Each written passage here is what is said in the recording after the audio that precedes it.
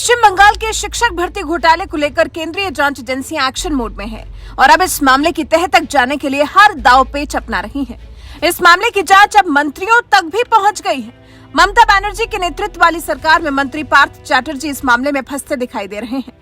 पार्थ चैटर्जी के घर पर शुक्रवार से छापेमारी जारी है और उनकी करीबी अर्पिता मुखर्जी के घर से तो ईडी ने पैसों का अंबार बरामद किया ही है, जिसके बाद उन्हें गिरफ्तार कर लिया गया।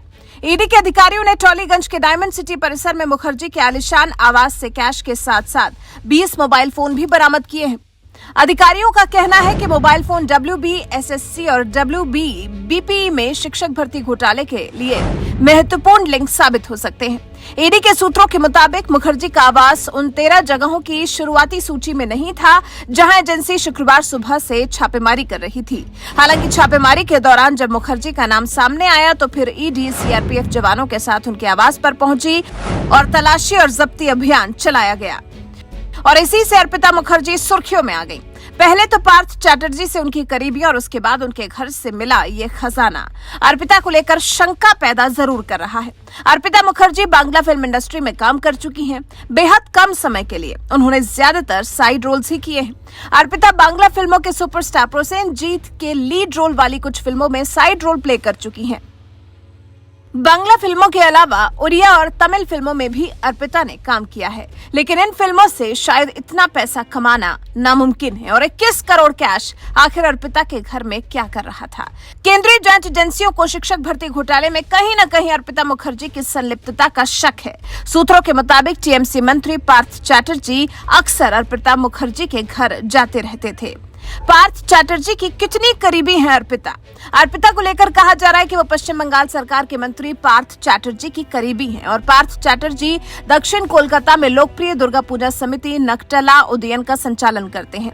साल 2019 और 2020 में पार्थ चैटर्जी के दुर्गा पूजा समारोह का चेहरा रह चुकी हैं अर्पिता।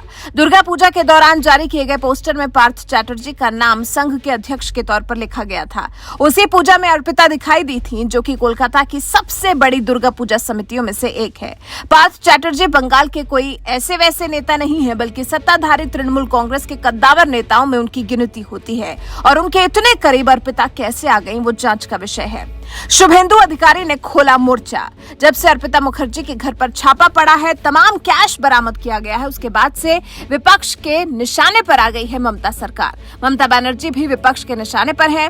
वजह शुभेंदु ने ही बता दी है। बीजेपी नेता शुभेंदु अधिकारी ने सोशल मीडिया पर कई तस्वीरें पोस्ट की हैं, जिनमें बंगाल की मुख्यमंत्री ममता बनर्जी भी अर्पिता मुखर्जी के साथ नजर आ रही हैं। ममता बनर्जी नकटला उदयन संघ की दुर्गा पूजा के उद्घाटन पर नजर आई थी। ममता के साथ में पार्थ हैं, पार्थ के साथ में TMC के प्रदेश अध्यक्ष और सुब्रत बख्शी के बगल में है अर्पिता मुखर्जी। अब TMC खुद को इस मामले से भले ही कितना ही दूर कर ले, इस मामले से भले ही पल्ला झाड़ ले, लेकिन क्योंकि कानून के हाथ लंबे होते हैं और मामले की तह तक जाना केंद्रीय एजेंसियों का काम है, तो देखते हैं तृणमूल सरकार के राज में हुए शिक्षक भर्ती घोटाले के छींटे किस किस की कमीज खराब करते हैं। वैसे आपको क्या लगता है, क्या इस मामले में फंस जाएगी ममता सरकार या ममता सरकार घोटाले में संलिप्तता से बचा पाएगी अपना गिरेबान? आप इस बारे में क्या सोचते हैं? अपनी राय हमें कमेंट कर जरूर बताएं।